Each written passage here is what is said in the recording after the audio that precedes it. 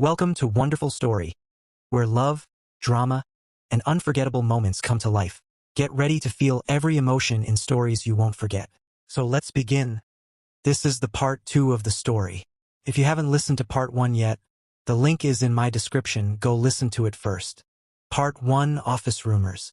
3 months had passed since the moment Alistair Whitmore kissed his assistant in the quiet silence of his office.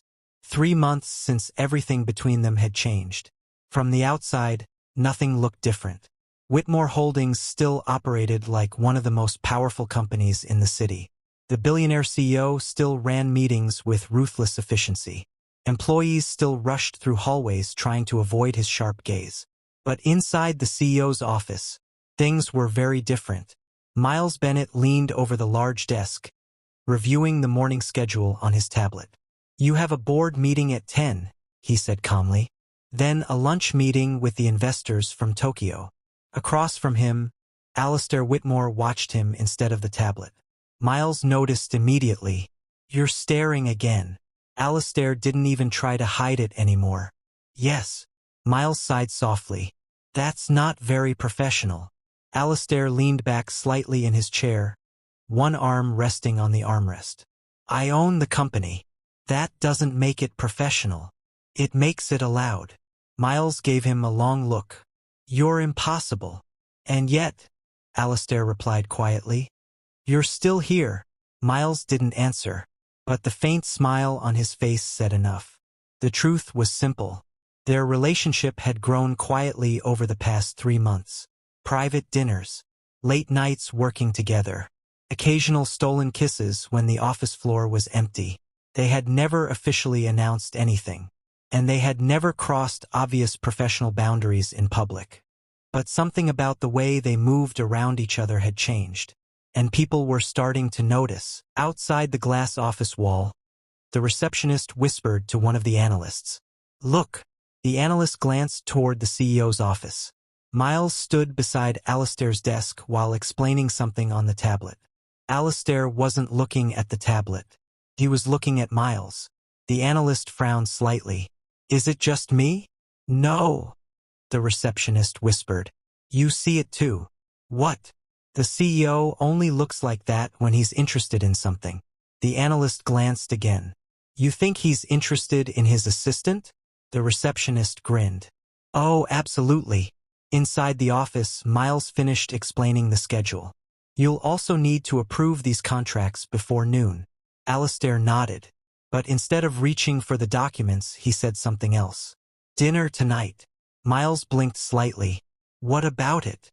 "You're still coming." "That's not a question." "It wasn't meant to be." Miles raised an eyebrow. "You're very confident."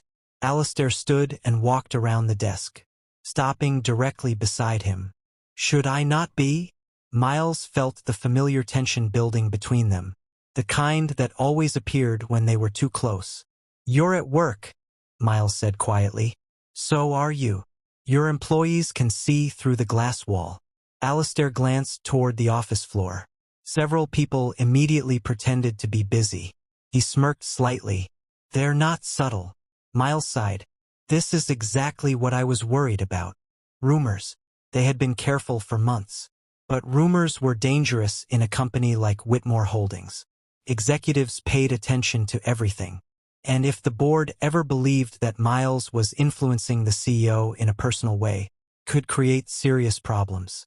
"Alistair," Miles said calmly. "Yes. We should be careful." Alistair studied his face. "You're worried." "I'm realistic." Alistair crossed his arms slightly. "You think the board will care?" "They might. They don't control my decisions." "No," Miles replied quietly. "But they control the company's reputation." That made Alistair pause. Miles was right. Scandals could damage even the strongest corporations. And a billionaire CEO secretly dating his assistant would definitely qualify as a scandal. The silence between them lasted several seconds. Then Alistair said quietly, "Do you regret it?" Miles looked up. "Regret what?" "This." Alistair gestured slightly between them. "Our relationship." Miles stared at him for a moment, then shook his head. "No." Alistair's shoulders relaxed slightly. Good. Miles tilted his head. But that doesn't mean we should be reckless. Alistair smirked faintly. You're the responsible one. Someone has to be. At that exact moment, the office door opened. One of the senior executives stepped inside. Mr. Whitmore, the board meeting. He stopped mid-sentence. Because Alistair and Miles were standing very close together. Close enough to look personal. The executive cleared his throat awkwardly. The board is waiting. Alistair nodded. We'll be there. The executive left quickly, but not before glancing back once. Miles exhaled slowly. That was obvious. Alistair didn't look concerned. He didn't say anything. He didn't need to. Miles turned toward the door. We should go to the meeting. A few minutes later, they entered the massive boardroom together. Executives filled the long table. Some of them glanced between the CEO and his assistant. Miles noticed the looks immediately. Curious, suspicious, observant. Rumors were spreading faster than expected. The meeting began normally. Financial reports, market discussions, future expansion plans. But halfway through the meeting, one of the board members asked something unexpected. Mr. Whitmore. Alistair looked up. Yes. The older executive leaned forward slightly. Your assistant seems very involved in company strategy lately. The room grew quiet. Miles remained calm beside the wall. The executive continued. Should we assume he has a larger role in the company now? It wasn't an accusation. Not yet. But the meaning was clear. They were watching him. Watching both of them. Alistair leaned back slightly in his chair. Then said calmly, Miles Bennett is the most capable assistant I've ever hired. The room remained silent. And yes, Alistair continued, he's involved in strategy. The executive frowned slightly. That's unusual. Alistair's voice didn't change. Whitmore Holdings became successful by doing unusual things. Miles didn't react outwardly, but he understood something important. The board had noticed him. And once powerful people began paying attention, problems usually followed. Outside the boardroom, whispers had already started spreading across the office floors. Employees were talking. Executives were watching. And somewhere in the city, a rival CEO was preparing to return. Because rumors about the billionaire and his assistant had reached more than just their company. They had reached Daniel Carter. And this time, he had a plan. Part 2, The Rival Returns. The rumors inside Whitmore Holdings spread faster than Miles had expected. By the next morning, half the office seemed to be watching him differently. Not openly, but subtly. When he walked through the lobby, conversations paused for a second too long. When he entered meeting rooms, executives glanced at him before speaking to the CEO. They were curious. Curious about how much influence the assistant really had. Miles pretended not to notice, because reacting to rumors only made them worse. Inside the CEO's office, Alistair Whitmore looked completely unconcerned, which was both comforting and incredibly frustrating. Miles placed the morning reports on the desk. You're trending on business news. Alistair didn't even look up. That happens often. Miles crossed his arms. Not like this. That made Alistair raise an eyebrow. Oh. Miles turned the tablet toward him. On the screen was an article headline. Whitmore Holdings CEO rumored to rely heavily on mysterious assistant. Alistair read the title, then leaned back in his chair. They're bored. Miles sighed. This is how scandals start. Alistair looked at him calmly. Is there a scandal? Miles hesitated. Not yet. Alistair smiled faintly. Then relax. Miles wished it were that simple. Rumors alone wouldn't destroy a company, but rumors could attract the wrong kind of attention. And unfortunately, that attention arrived sooner than expected. At noon, the receptionist called Miles. Mr. Bennett? Yes. There's someone here asking for you. Miles frowned slightly. For me?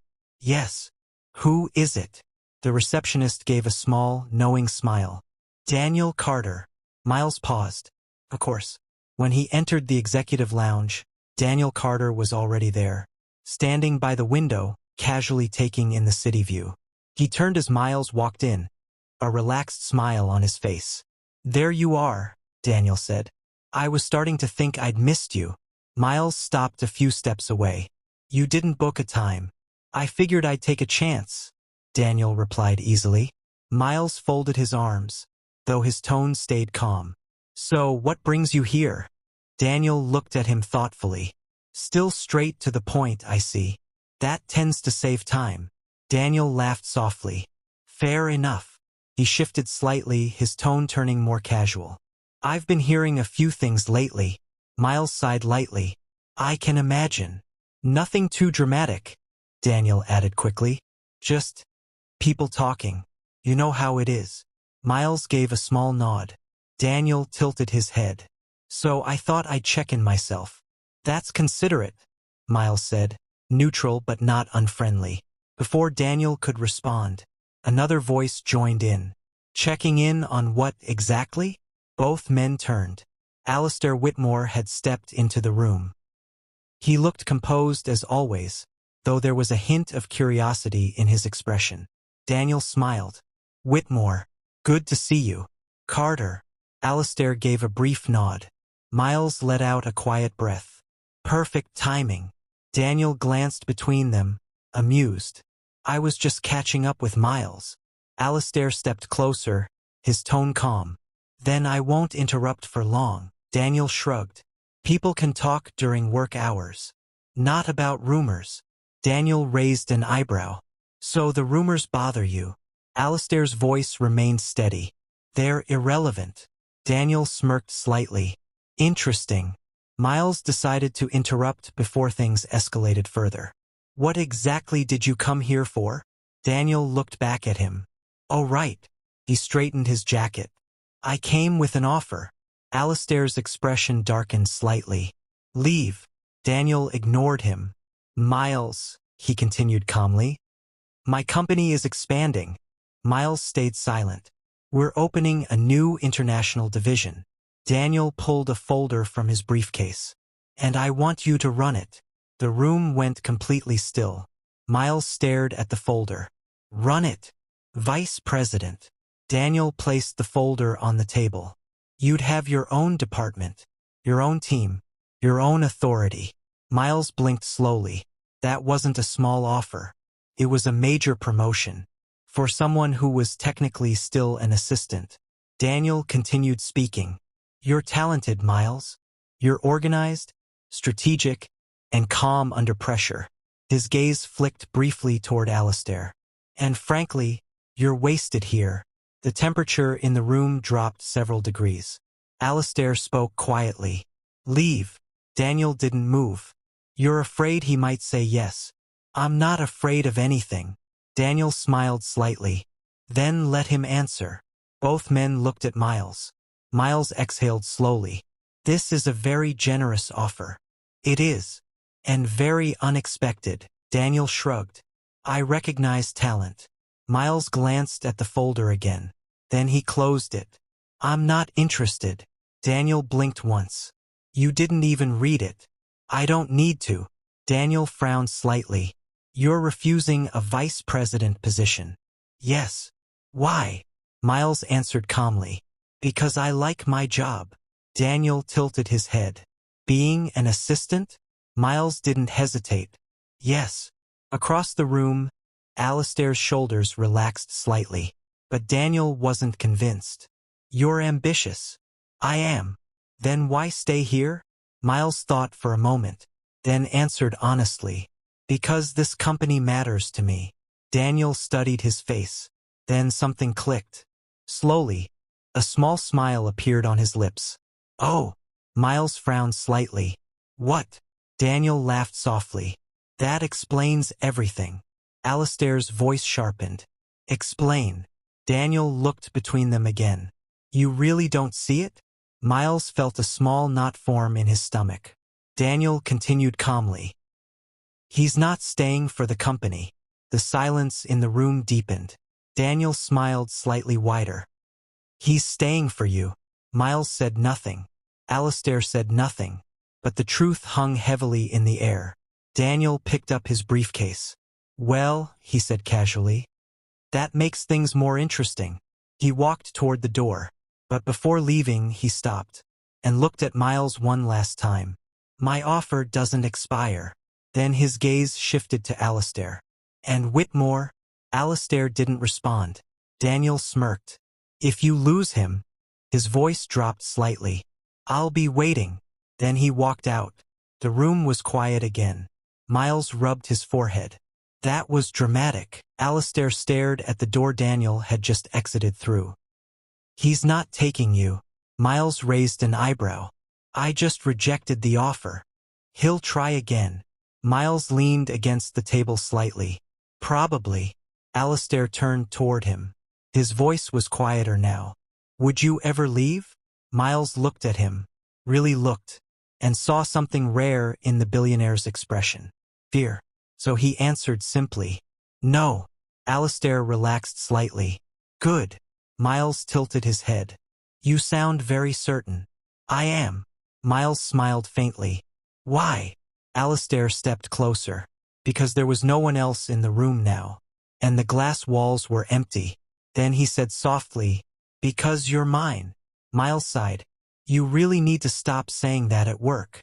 "No." But despite his complaint, Miles didn't step away. Part 3: The Board's Suspicion. The visit from Daniel Carter should have ended the situation. Miles had rejected the offer. Clearly, calmly, but powerful men rarely gave up easily. And Daniel Carter was not known for abandoning his plans. 2 days later, Whitmore Holdings felt different. The tension inside the building had shifted. Employees were whispering more openly now.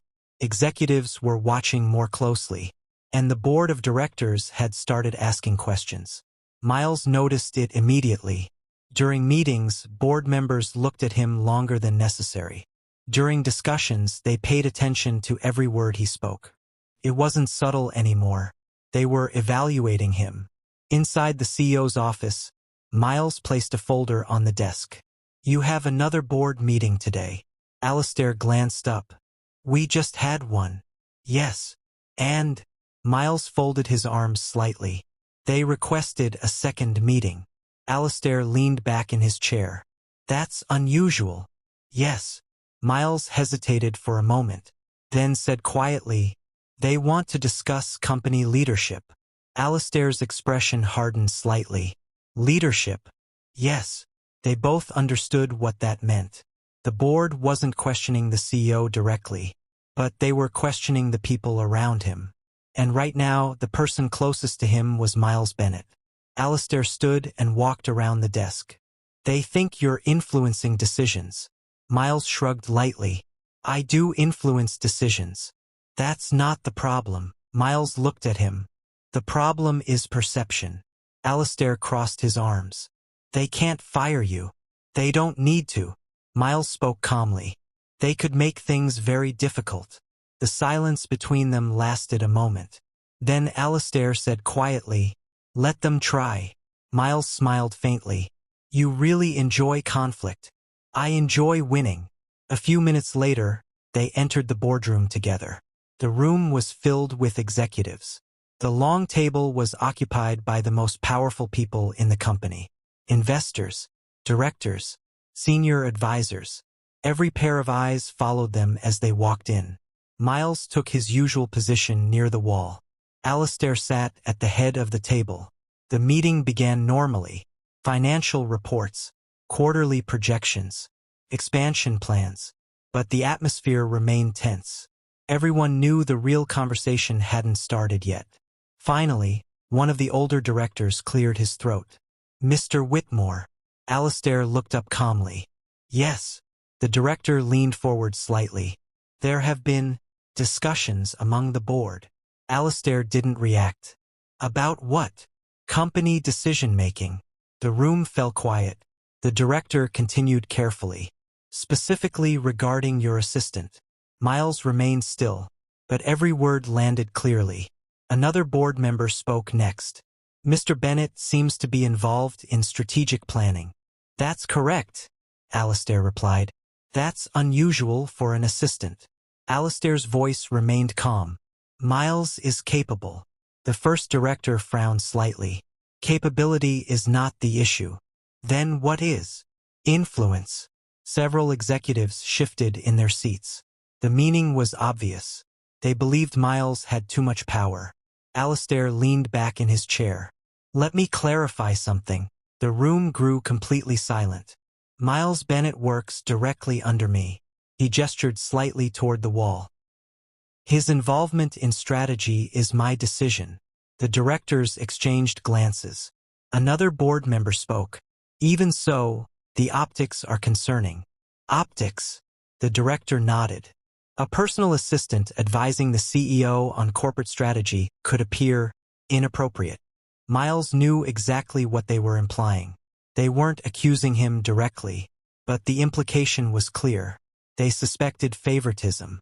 Before Alistair could respond, Miles spoke. May I say something? The room turned toward him. Alistair's eyes narrowed slightly, but he nodded once. Miles stepped forward calmly. If the board has concerns about my involvement in company strategy, he placed a folder on the table. Then you should review the results. Several directors opened the folder. Inside were reports, data, performance statistics. Miles continued speaking. These documents outline the last 3 major expansion strategies executed by Whitmore Holdings. The directors scanned the pages. One of them frowned slightly. These are successful operations. Yes, Miles replied. And I designed them. The room went completely silent. The directors looked up. You're saying these strategies were yours? Yes. Miles didn't hesitate. The European expansion plan, the Singapore investment portfolio, and the logistics restructuring project. He met their gazes calmly. I developed all 3. One of the directors leaned back slowly. Those projects increased company revenue by nearly 40%. Yes. Miles nodded slightly. That's correct. The room grew very quiet. Executives glanced between Miles and Alistair. The directors hadn't expected that answer. Finally, the first director spoke again. If this is true. It is, Alistair interrupted. Every eye turned toward the CEO. Alistair's voice remained calm. But if you're questioning his capability, he looked around the table. You're questioning the reason this company has grown so rapidly in the past year. The silence deepened. Miles returned to his position beside the wall. The tension slowly faded from the room. The board members resumed discussing business matters. But the tone had changed. They were no longer questioning Miles' competence. Now they were reconsidering his importance. After the meeting ended, executives slowly filed out of the room. Some of them glanced at Miles with new expressions. Respect, surprise, curiosity. Once the room was empty, Alistair turned toward him. You didn't tell me you were going to do that. Miles shrugged lightly. They were attacking my position. They were testing you. Miles nodded. And I passed. Alistair's lips curved slightly. Yes, but the moment didn't last long. Because just outside the boardroom door, 2 executives were quietly talking. Miles overheard them as he walked past. Did you hear what Carter is planning? Of course. If he exposes the rumor. Miles stopped walking. The other executive leaned in, lowering his voice. There's talk that Whitmore Holdings might run into some trouble. Miles felt a slight chill settle in. So Daniel Carter wasn't done yet. It seemed like he still had something in motion, and this time, felt more serious. Back inside the boardroom, Alistair noticed the shift in Miles' expression. What is it? He asked calmly. Miles met his gaze. Daniel Carter. Alistair's expression grew more focused. What about him? Miles lowered his voice slightly. I think he's planning something big. A brief pause. Then he added, and it might involve us. Part 4, The Dangerous Offer. By the next morning, the atmosphere inside Whitmore Holdings had shifted again. It was subtle, almost unnoticeable at first, but anyone paying attention could feel it. Executives moved more carefully through the hallways. Conversations lowered the moment someone passed by. Meetings ran longer than usual, as if no one wanted to make the wrong decision too quickly. Something was happening, and everyone seemed to suspect the same person. Daniel Carter. Miles sat at his desk outside the CEO's office, reviewing financial updates on his tablet. The numbers were concerning. 3 longtime partners had withdrawn from upcoming negotiations. 2 investment groups had postponed their meetings. And one of Whitmore's major suppliers had just announced a new partnership with Carter Global. Miles exhaled slowly. So it had begun. Inside the office, Alistair Whitmore glanced up, noticing the look on his assistant's face. Problem. Miles walked in and placed the tablet on the desk. You were right. Alistair's eyes flicked to the screen. About Carter? Yes. Miles crossed his arms slightly. He's moving fast. Alistair read through the reports, his expression unreadable. He's testing us. Miles shook his head. It's more than that. Alistair looked up. He's sending a message. What kind of message? Miles met his gaze. That he's not done with us. Alistair leaned back in his chair, calm but alert. Carter has always liked making an entrance. Miles studied him carefully. You've dealt with him before. Several times. And a faint smirk appeared on Alistair's lips. I handled it. Miles didn't look convinced. This time feels different. Alistair raised an eyebrow. Why? Miles hesitated, then said quietly, because this time he's targeting me. The room fell silent. Alistair didn't respond immediately. When he finally spoke, his voice was steady but firm. He won't take you. Miles held his gaze. I already turned him down. Alistair's jaw tightened slightly. That won't stop him. Miles knew it wouldn't. Daniel Carter wasn't someone who accepted rejection. The next move came sooner than expected. At exactly 2 p.m., every employee received the same email. Miles opened it instantly and froze. What is it? Alistair asked. Miles turned the tablet toward him. It's from Carter Global. Public press release. Alistair's expression darkened as he read the headline. Carter Global announces new strategic leadership position. Miles continued reading until he saw it. His name. Carter Global would like to formally invite Miles Bennett to join our executive leadership team as Vice President of Strategic Operations. Miles stared at the screen. He made it public. Alistair's tone turned cold. That's deliberate. Miles nodded. He's applying pressure. The rest of the statement was polished, almost flattering, highlighting Miles' contributions and reputation. But the message behind it was clear. Everyone now knew. Within minutes, the news spread across the building. Whispers followed. Vice President? He's just an assistant. Maybe Whitmore's losing him. Or maybe Carter knows something we don't. The speculation was growing. And it wasn't harmless. Inside the office, Miles leaned against the desk. This changes things. Alistair stood. How? Miles gestured toward the tablet. Now it looks like I'm considering leaving. And you're not. I know that. Miles met his eyes. But the board doesn't. Alistair frowned. They won't question you.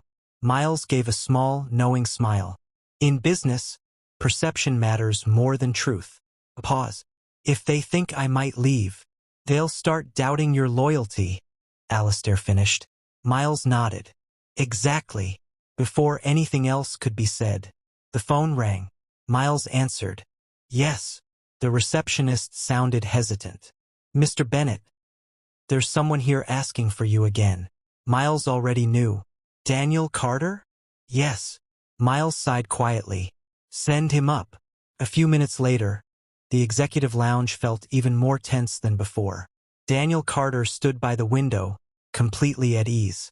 As if he belonged there. Miles walked in first. Alistair followed. Daniel smiled. Perfect timing. Miles crossed his arms. You're causing chaos. Daniel shrugged lightly. I prefer strategy. Alistair's voice was sharp. You're trying to provoke us. Daniel tilted his head. And it's working. Miles stepped forward. You made that announcement public. Yes. Why? Daniel's answer came easily. Because you deserve recognition. Miles didn't react. That's not the real reason. Daniel smiled faintly. No. He glanced at Alistair. The real reason is pressure. Silence filled the room. Daniel continued calmly. Now everyone knows you have a choice. Miles frowned. I already made my choice. Daniel raised an eyebrow. Did you? Miles didn't hesitate. Yes. Daniel stepped closer. And if Whitmore Holdings starts to fall? Alistair's voice cut in. It won't. Daniel ignored him. And if the board decides you're a risk? Miles didn't answer. Daniel's tone softened slightly. You're talented, Miles. Pause. You shouldn't tie your future to someone else's problems. Alistair stepped forward. That's enough. Leave. Daniel smirked. Still protective. Alistair's voice dropped. He's staying. Daniel looked between them. Then something shifted in his expression. Understanding. He let out a quiet laugh. So you really did choose him? Miles said nothing. Daniel nodded slowly.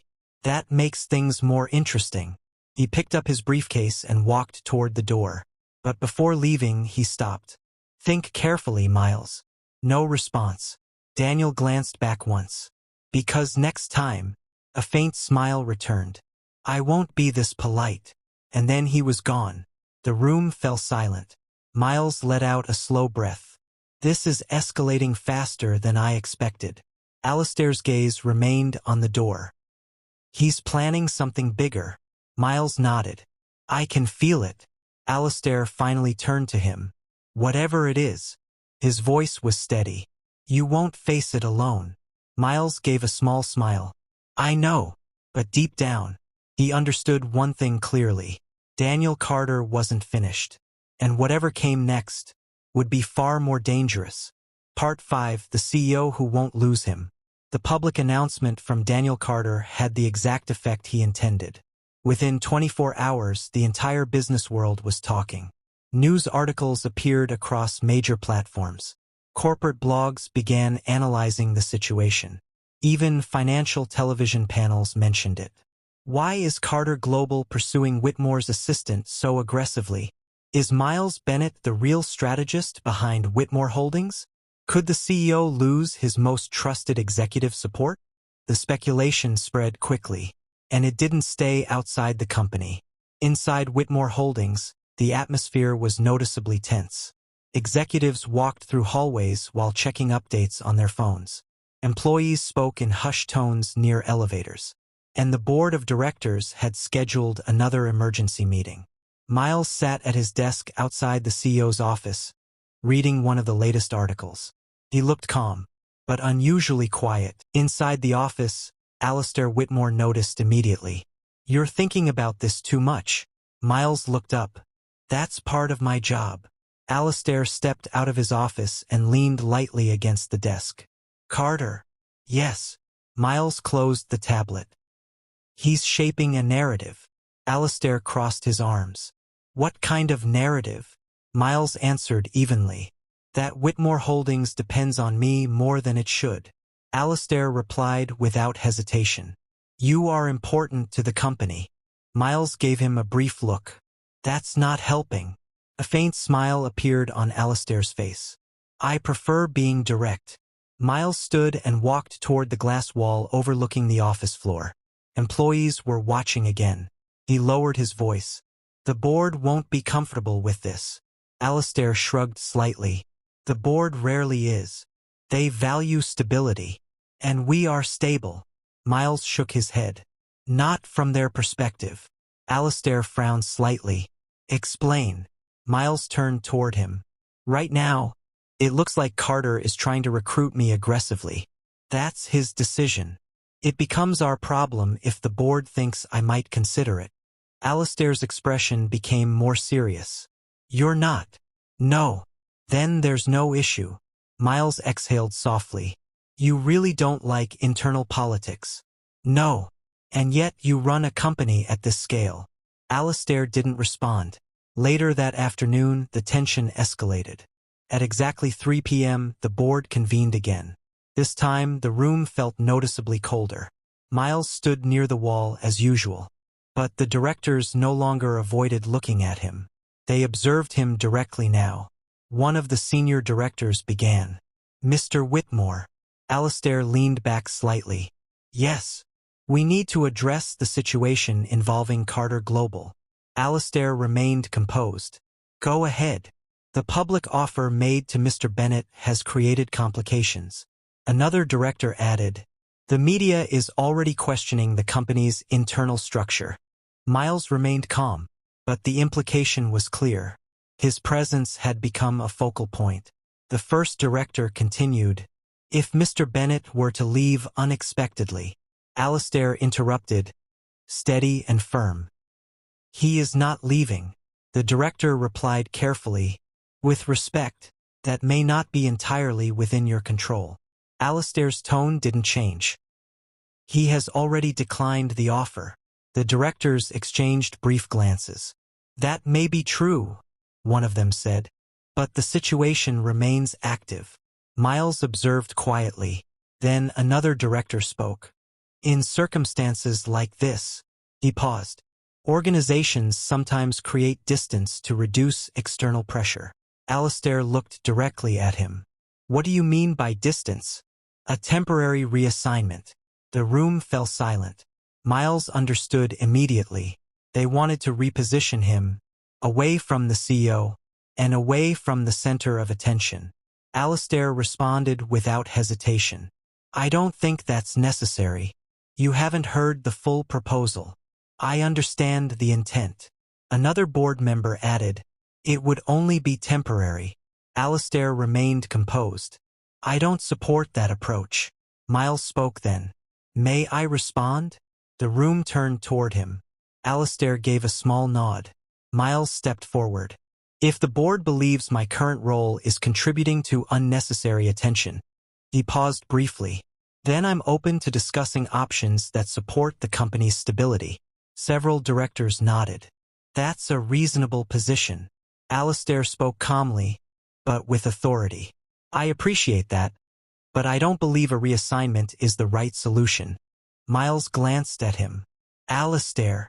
Alistair continued, "Mr. Bennett's role is essential to ongoing operations. Moving him now would create disruption." The room quieted. One director responded, "Our focus is risk management." "And mine," Alistair said evenly, "is continuity and performance." He looked across the table. "He has consistently delivered strong results. I have full confidence in his professionalism." No one argued, because the results supported his statement. The meeting concluded shortly after.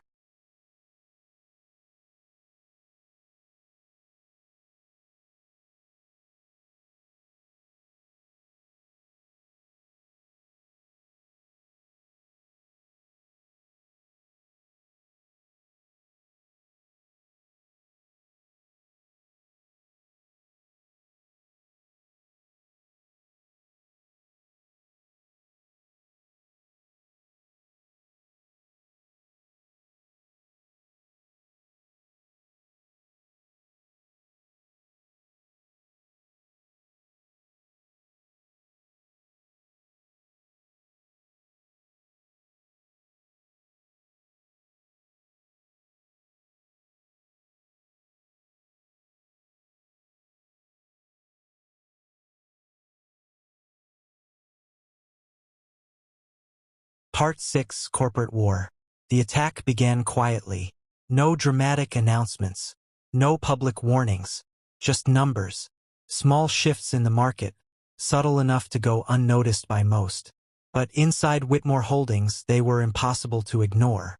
Monday morning, Miles Bennett sat at his desk, reviewing the company's financial dashboard.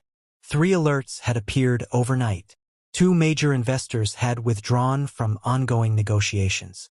A key logistics partner had suspended shipments. And one of Whitmore's competitors had acquired a company Whitmore had been preparing to purchase. Miles studied the data for a moment, then exhaled. He started. Inside the office, Alistair Whitmore looked up. "Carter." "Yes." Miles walked in and placed the tablet on the desk. 3 moves in less than 12 hours. Alistair reviewed the reports. His expression remained controlled, but his tone shifted. He's escalating. Miles nodded. This isn't about recruitment anymore. Alistair leaned back slightly. No. A brief pause. This is direct competition. Corporate conflicts were not unusual. Companies competed every day for clients, partnerships, and market share. But this situation was different. This was coordinated, targeted, deliberate. Daniel Carter had chosen his timing carefully, when public attention was already focused on Whitmore Holdings, when internal discussions were under pressure, and when uncertainty could be amplified. By midday, the executive floor had shifted into full response mode. Meeting rooms filled quickly. Finance teams reviewed market data. Legal teams examined contracts. Senior executives spoke in low, urgent tones. The situation was serious. Miles stood beside the conference table as discussions intensified. One director placed a folder down firmly. "This is Carter's doing." Another added, "He's targeting our supply chain. If we lose more partners, operations will slow." Miles listened, then spoke. "Not if we act first." The room quieted. A director looked at him. "Explain." Miles moved to the display screen and connected his tablet. Several charts appeared. "Carter's strategy is aggressive," he said. He highlighted a group of companies. "But it also creates exposure." An executive leaned forward. "What kind of exposure?" Miles zoomed in. "These companies he's aligning with," he tapped the screen, "have structural weaknesses." "Such as?" someone asked. Miles answered clearly.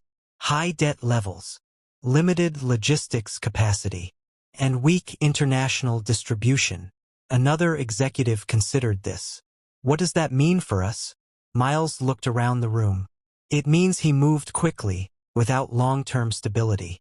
He changed the display. "We can respond by securing key partnerships before he does." The room fell silent again. One director spoke carefully. "That would require significant investment." Miles nodded. "Yes. And it carries risk." "Yes." The director turned to Alistair. "Mr. Whitmore?" Alistair had been watching Miles closely. He answered without hesitation. "Proceed." The shift in the room was immediate. Discussion moved efficiently from concern to action. Plans were outlined. Responsibilities were assigned with clarity. Within hours, the response strategy was underway. Whitmore Holdings initiated contact with key companies ahead of Carter's team. Legal departments prepared updated agreements. Finance teams arranged accelerated approvals for required funding. Senior executives conducted negotiations with focus and discipline. Miles coordinated across departments, reviewing data, refining strategy, and monitoring developments. Each decision followed a clear rationale. Each step was carefully evaluated. By late evening, activity on the executive floor had slowed. The immediate situation had stabilized. For the time being, Miles entered the CEO's office with a set of updated reports. The initial response was effective. Alistair looked up. "Summary." Miles placed the reports on the desk. "We secured 3 key partnerships before competing offers were finalized." Alistair reviewed the documents. The outcome was clear and measurable. "You assessed the situation accurately." Miles responded simply. "The pattern was consistent." Alistair gave a slight nod. That made it easier to respond in time. He leaned back slightly. "The execution was efficient." Miles replied, "It was a coordinated effort across teams." A brief pause followed. City lights reflected across the office windows, adding a quiet backdrop to the otherwise structured environment. Miles remained composed, though the length of the day was evident in his posture. Alistair closed the file in front of him. "Today's outcome strengthened our position." Miles gave a slight nod. "That was the objective." Alistair stood and stepped closer to the desk. "There is one point we should consider." Miles looked up. "Go ahead." Alistair spoke in a steady, measured tone. Carter appears to view your role as strategically important. Miles considered that for a moment. That perception is likely to continue. Alistair nodded. It's not without basis. Miles exhaled quietly. That introduces additional complexity. Yes, Alistair agreed. It does. The moment was interrupted by a notification. Miles checked his phone, his expression remaining composed. What is it? Alistair asked. Miles turned the screen slightly. A media update. A major business outlet had just published a new article. The headline read, "Speculation increases around Whitmore Holdings' internal structure." Miles reviewed it briefly before setting the phone down. Media coverage is increasing. Alistair's expression sharpened slightly. The situation had moved beyond internal operations. It was now part of broader public discussion. And that introduced a different kind of challenge. One that would require careful communication and disciplined management moving forward. Part 7: The Scandal. The article spread across the internet within minutes. By the time Miles Bennett finished reading the headline, it had already been shared thousands of times. Inside Whitmore Holdings, phones began buzzing everywhere. Employees checked their screens. Executives whispered in hallways. And financial news channels were already discussing the story. Miles stood inside the CEO's office, staring at his phone. The headline glowed on the screen. Is Whitmore Holdings CEO secretly dating his personal assistant? The article continued with speculation. It mentioned Miles' involvement in company strategy. It mentioned Daniel Carter's public job offer. And most importantly, it suggested that the reason Miles had so much influence was because of a romantic relationship with the CEO. Miles lowered the phone slowly. Well, across the room, Alistair Whitmore looked completely calm, which was impressive. Because a scandal like this could destroy companies. Miles rubbed his forehead. They finally did it. Alistair's voice remained steady. Carter. Yes. Miles sighed. He must have leaked the rumor. Alistair didn't respond immediately, but the cold expression on his face confirmed something. Daniel Carter had crossed the line. Outside the office, the situation was already chaotic. Two analysts whispered near the coffee machine. Did you read the article? Yes. Do you think it's true? I don't know. But it explains why the assistant is involved in everything. The receptionist leaned closer. Oh my God. What? I thought it was just flirting. Now the entire office was buzzing. Inside the CEO's office, Miles opened the article again. The situation was worse than he thought. The writer had included photos, pictures taken through the glass office wall. One image showed Alistair leaning very close to Miles while they were talking. Another showed them leaving the building together late at night. None of the images were inappropriate, but the suggestion was clear. Miles sighed. They've been watching us. Alistair crossed his arms. Carter has resources. Yes. Miles placed the phone on the desk. This is exactly what I warned you about. Alistair raised an eyebrow. You warned me about many things. Miles gave him a look. Workplace scandals. Alistair shrugged. They don't matter. Miles stared at him. They absolutely matter. The office phone rang. Miles answered it. Yes. The receptionist sounded panicked. Mr. Bennett. The board is requesting an emergency meeting. Miles closed his eyes briefly. Of course they are. 20 minutes later, the boardroom was full. Directors, executives, legal advisors. Everyone had seen the article. The tension in the room was thick enough to feel. Miles stood beside the wall like always. But this time, the directors looked at him openly. One of them began speaking immediately. Mr. Whitmore. Alistair leaned back in his chair. Yes. The director placed a printed copy of the article on the table. I assume you've seen this. Yes. The director continued. This accusation is extremely damaging. Another board member spoke. If the public believes the CEO is romantically involved with his assistant, he paused slightly.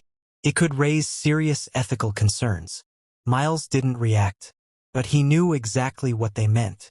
Favoritism, abuse of power. corporate misconduct. Those accusations could destroy reputations. The first director spoke again. We need clarification. Alistair's voice was calm. About what? The director looked directly at him. Is the article true? The room went completely silent. Every executive waited for the answer. Miles kept his expression neutral, but inside his heart was beating faster, because the next words could change everything. Alistair didn't answer immediately.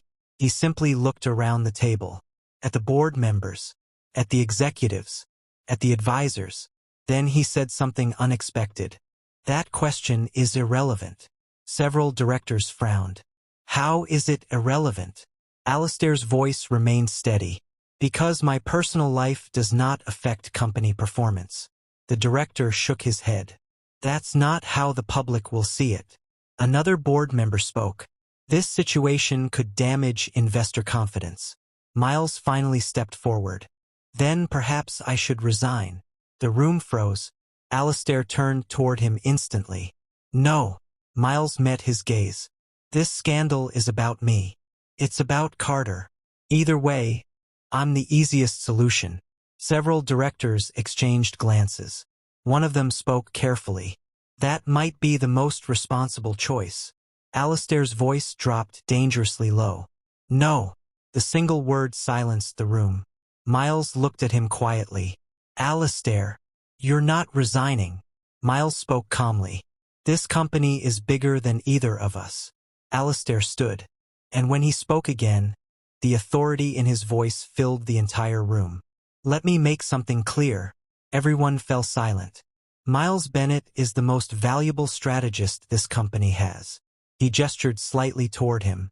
Removing him would weaken Whitmore Holdings far more than any rumor. The directors shifted uncomfortably. But one of them tried again. The media is already asking questions. Alistair didn't hesitate. Then we answer them. Miles frowned slightly. What do you mean? Alistair turned toward him. We stop hiding. Miles blinked. You can't be serious. The board members looked alarmed. Alistair's voice remained calm. If Carter wants a scandal. He paused slightly. Then we give him the truth. The room exploded with protests. That would confirm the rumors. It would destroy the company's reputation. Investors would panic. But Alistair ignored them. He looked only at Miles and spoke quietly. I'm not letting you sacrifice yourself for this company. Miles stared at him. Alistair. Alistair's expression softened slightly. For once in my life. His voice dropped lower. I'm choosing something more important than business. The room was silent again. Miles didn't know what to say, because he understood exactly what Alistair meant. Outside the boardroom, news alerts continued appearing online. The story was growing bigger by the minute. The scandal had already reached the entire corporate world. And Daniel Carter was watching everything unfold with a satisfied smile. Because the next move would force Miles to make the most difficult decision of his life. Part 8: The Choice. The scandal exploded overnight. By the next morning, the entire business world knew about the rumors surrounding Whitmore Holdings. Financial news channels replayed the headline repeatedly. Business websites published analysis articles. And social media had already decided the story was true. Inside the company building, the atmosphere was completely different from before. No one was whispering anymore. Everyone was openly watching. Watching Miles Bennett. Watching Alistair Whitmore. Watching every interaction between them. Miles arrived at the office earlier than usual that morning. The elevator doors opened onto the executive floor. And the moment he stepped out, several employees suddenly looked away. Others pretended to be busy with their phones. The silence was awkward. Miles had expected this. But that didn't make it any easier. He walked calmly toward his desk outside the CEO's office. The glass walls that once felt normal now felt like a stage. Everyone could see everything. Every movement. Every glance. Every conversation. Miles placed his bag down and opened his laptop. But he didn't start working immediately. Instead, he stared quietly at the city skyline outside the massive windows. The rumor had become something bigger now. A corporate scandal. One that could damage the company, damage Alistair, damage everything they had built together. And Miles knew exactly how these situations usually ended. Someone had to leave. Inside the office, Alistair Whitmore was already working. He noticed Miles arrive through the glass wall and immediately walked out. Miles. Miles turned his chair slightly. Good morning. Alistair studied his expression carefully. You're early. Couldn't sleep. That's unusual for you. Miles shrugged slightly. Today is unusual. Alistair crossed his arms. The board wants another meeting. Of course they do. This afternoon. Miles nodded slowly. They want a solution. Yes. Miles sighed quietly. And we both know what solution they prefer. Alistair's voice became colder. You're not resigning. Miles didn't respond immediately. Instead, he stood up and walked toward the window, looking down at the city streets far below. Alistair. His voice was calm. This company is your life. Alistair frowned slightly. And? Miles turned toward him. I won't be the reason it collapses. Alistair's eyes darkened. It won't collapse. You don't know that. Neither do you. Miles sighed. This scandal gives Carter exactly what he wanted. Yes. He forced the board into a corner. Alistair's voice sharpened slightly. And you think leaving fixes that? Miles looked directly at him. It removes the problem. Alistair stepped closer. You're not the problem. Miles didn't look convinced. The tension between them grew heavy. Finally Miles spoke again. You know something ironic? What? Miles gave a small, tired smile. When I first started working here, he paused slightly. Everyone warned me you were impossible to deal with. Alistair raised an eyebrow. And now? Miles shrugged. Now I'm the problem employee. You're not. That's not how the board sees it. Alistair's voice became firm. I don't care how they see it. Miles shook his head. You should. The office was quiet again.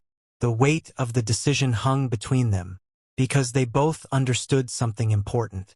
This situation couldn't continue forever. Eventually, someone would have to choose. Later that afternoon, the board meeting began, and the tension was worse than before. The directors looked exhausted. Investors had already begun asking questions. Stock prices had dropped slightly, and media outlets were demanding official statements. One of the directors spoke immediately. We need to resolve this situation today. Alistair remained calm. What solution do you suggest? The director looked toward Miles. Mr. Bennett. Miles already knew. We believe it would be best if you stepped away from Whitmore Holdings. Several executives shifted uncomfortably, but no one argued, because everyone knew this was the simplest solution. The director continued carefully. This would allow the company to distance itself from the rumors. Another board member added, it would also protect Mr. Whitmore's reputation. The room fell silent again. Miles took a slow breath. Then he stepped forward. If my resignation helps stabilize the company, he paused slightly, then I'm willing to do it. Alistair stood up instantly. No. Miles looked at him. Alistair, you're not resigning. Miles' voice stayed calm. This is the logical solution. I don't care. The room watched the argument unfold. Miles lowered his voice slightly. You built this company from nothing, and I'm not letting you destroy your future because of me. Alistair's expression hardened. You think losing you wouldn't destroy something? The boardroom exploded with shock. You can't be serious. You're the CEO. Investors would panic. But Alistair didn't move. His decision was absolute. Miles stared at him. Alistair. Alistair looked directly at him. I told you before. His voice softened slightly. You're not sacrificing yourself for this company. Miles felt his chest tighten, because this wasn't just about business anymore. Across the city, Daniel Carter watched the news reports from his office. His assistant walked in quietly. Sir. Daniel looked up. Yes. The scandal is getting worse. Daniel smiled slowly. Good. Whitmore Holdings is under serious pressure. Daniel leaned back in his chair. Perfect. Because the final stage of his plan was about to begin. Back inside Whitmore Holdings, Miles and Alistair stood in the boardroom surrounded by silent directors. The choice had finally been forced. Not just between reputation and strategy, but between love and everything else. And the consequences would change both of their lives forever. Part 9, The Billionaire's Declaration. The boardroom remained silent long after Alistair Whitmore spoke. If Mr. Bennett leaves, I will reconsider my position as CEO. The words settled heavily across the room. Every director looked at him in disbelief. A statement like that, clear, direct, and tied to leadership, was highly unusual. The chairman slowly removed his glasses. Mr. Whitmore, are you certain about what you're saying? Alistair remained standing. Yes. Another director leaned forward. You built this company. Yes. Investor confidence is closely tied to your leadership. Alistair's tone remained steady. Then they should also have confidence in my decisions. Miles stood beside him, momentarily silent. He had expected support, but not at this level. The chairman spoke again. You are asking the board to accept a situation that could affect the company's public image. Alistair responded calmly. No. The chairman frowned.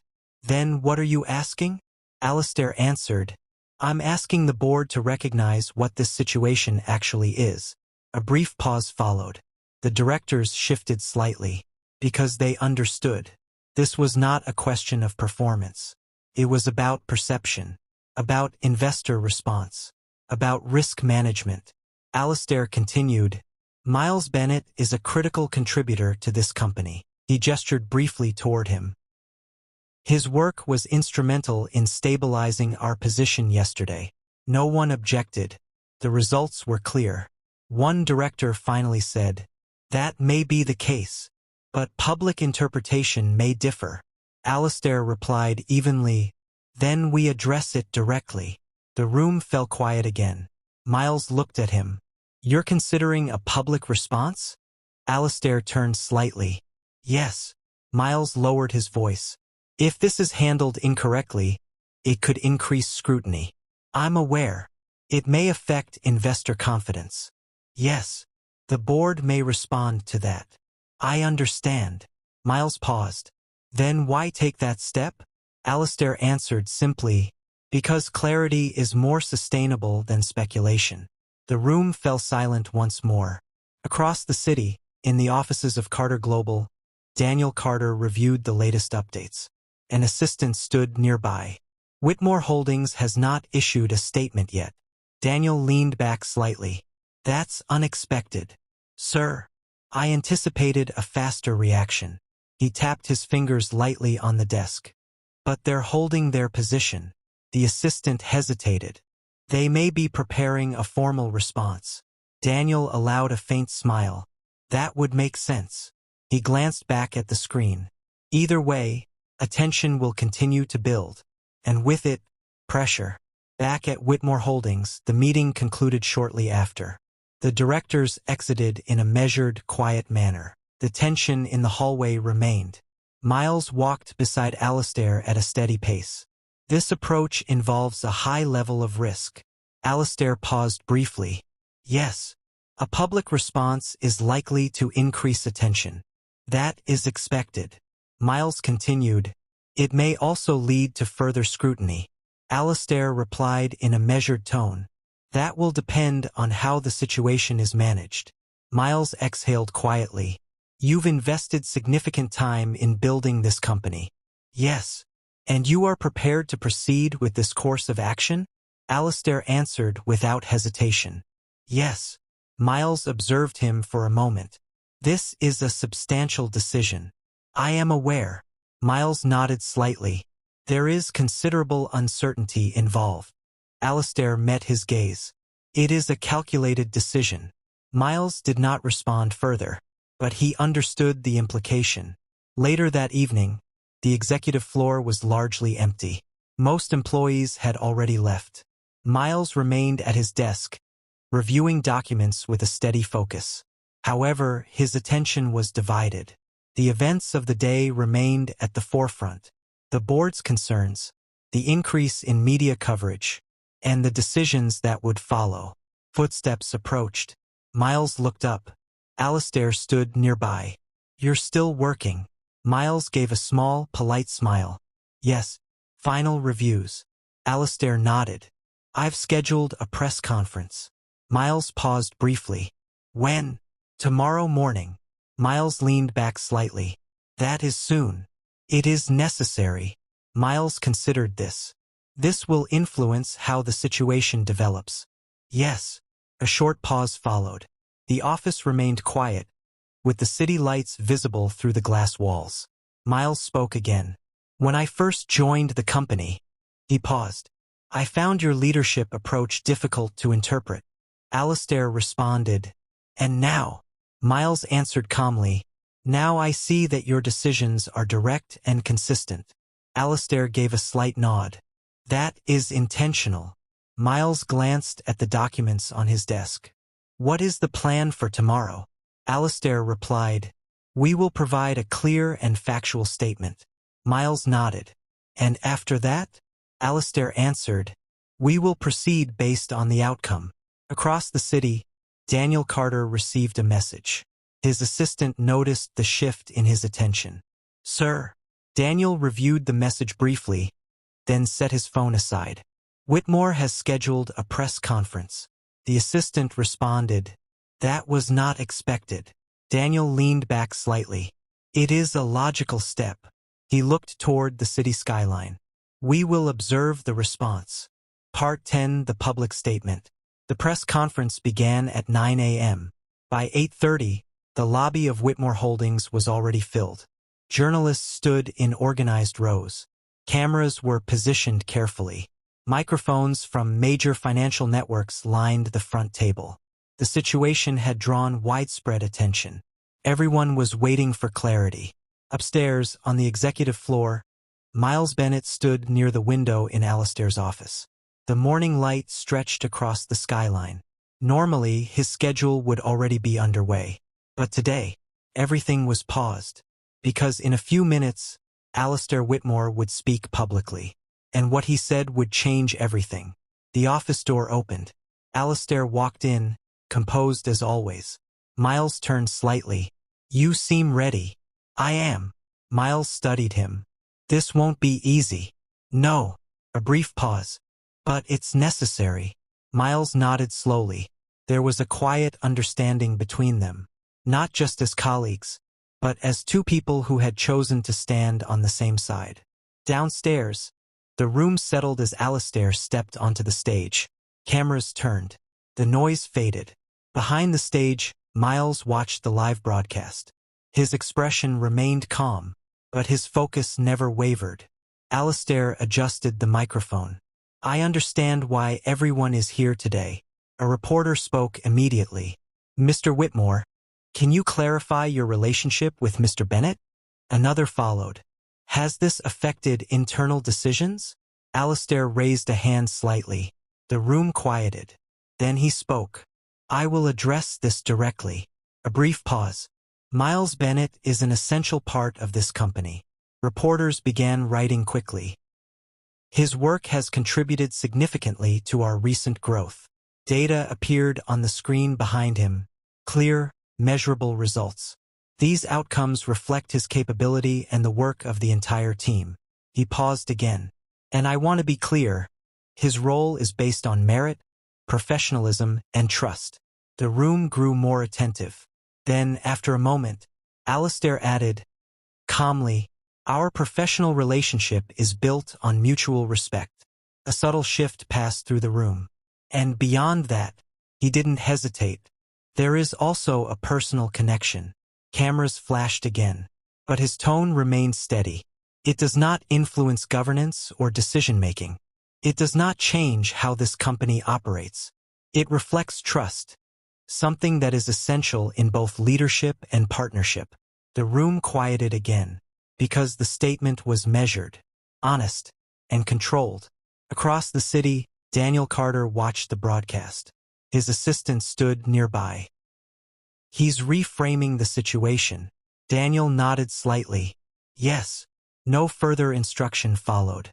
Back at the press conference, a journalist asked, "Do you believe this will resolve the situation?" Alistair answered, "It provides clarity." Another asked, "What happens next for Mr. Bennett?"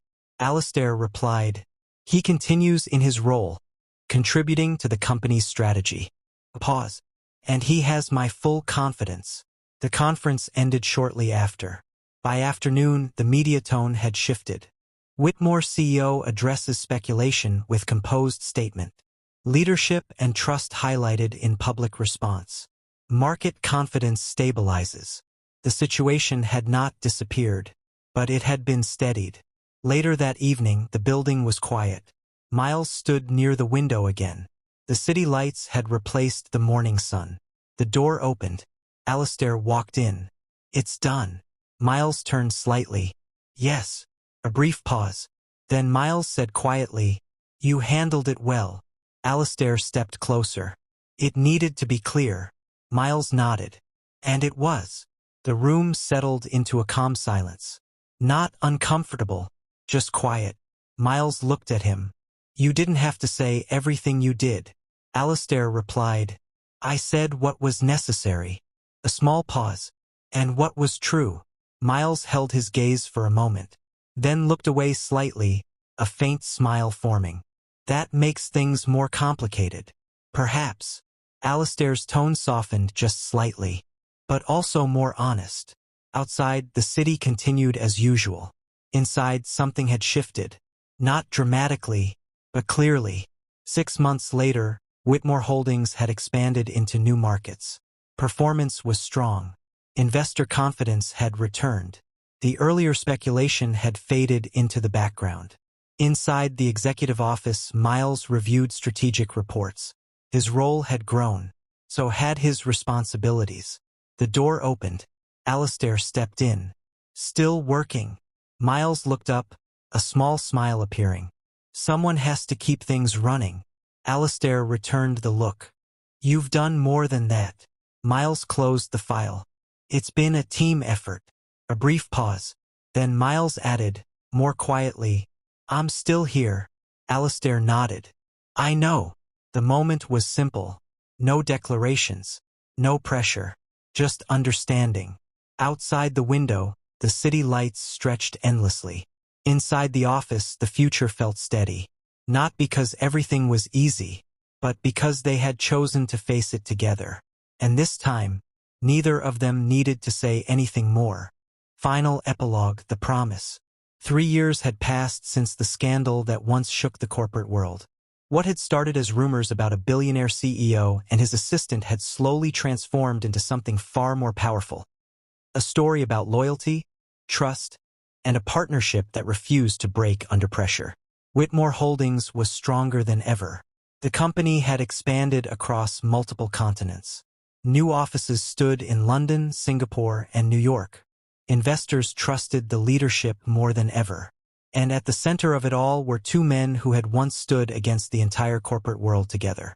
Alistair Whitmore, the once untouchable billionaire CEO, and Miles Bennett, the calm strategist who had once been known only as the assistant who refused to quit. But inside the executive offices of Whitmore Holdings, their story had changed long ago. The morning sunlight poured through the tall glass windows of the CEO's office. Miles stood near the large conference table reviewing a presentation.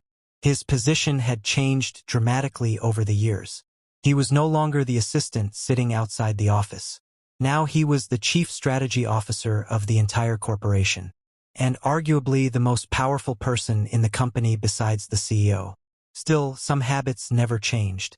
Miles was the first person in the building every morning, and the only one brave enough to walk into Alistair's office without knocking. Right now, he flipped through a stack of reports while speaking calmly. The Singapore expansion numbers look promising. Across the room, Alistair Whitmore sat behind the massive CEO desk. He wasn't listening. Not really. Instead, he was watching Miles. After all these years, the sight was still strangely distracting. Miles noticed eventually. "Are you actually listening?" Alistair leaned back in his chair. "Yes." Miles raised an eyebrow. Then repeat what I just said. Alistair didn't even hesitate.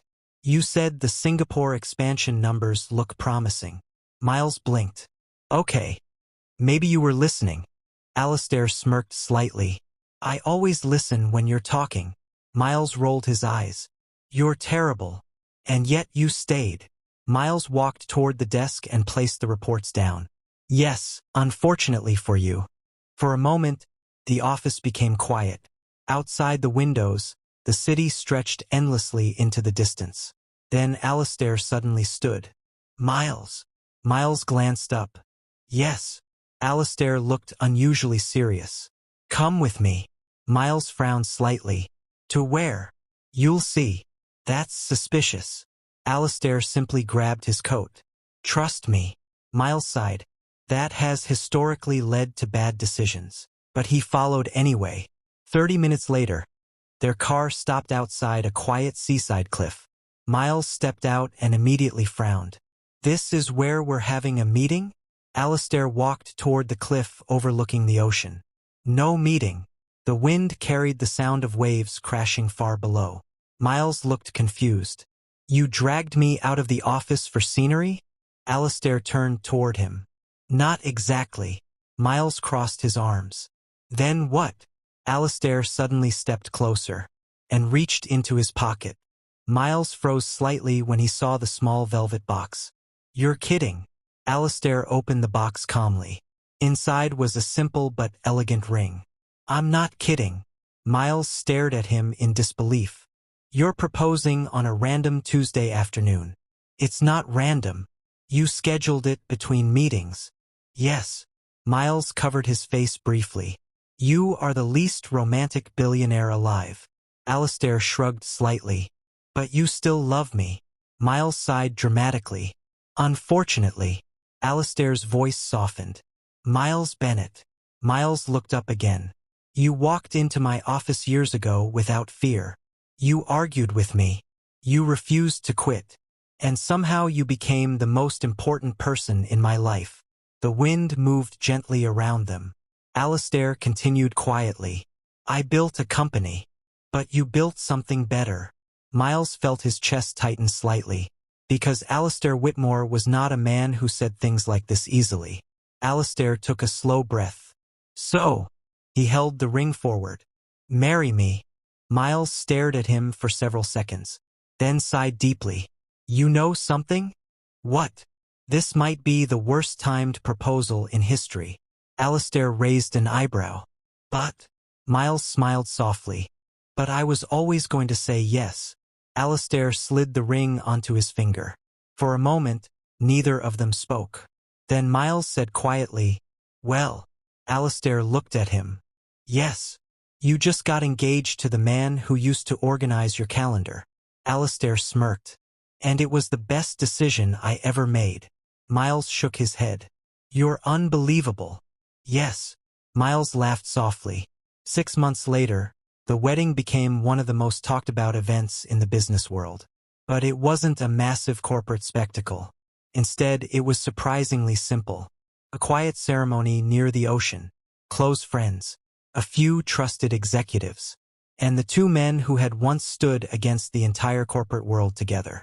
When the vows were exchanged, Miles leaned closer and whispered quietly, You know something ironic? Alistair smiled slightly. What? When I first became your assistant. Miles paused. I thought you were impossible to deal with. Alistair squeezed his hand slightly. And now? Miles smiled. Now I'm stuck with you forever. Alistair's voice was calm. That was always the plan. Years later, business magazines would still talk about Whitmore Holdings as one of the most powerful corporations in the world. But people who worked inside the company knew something else.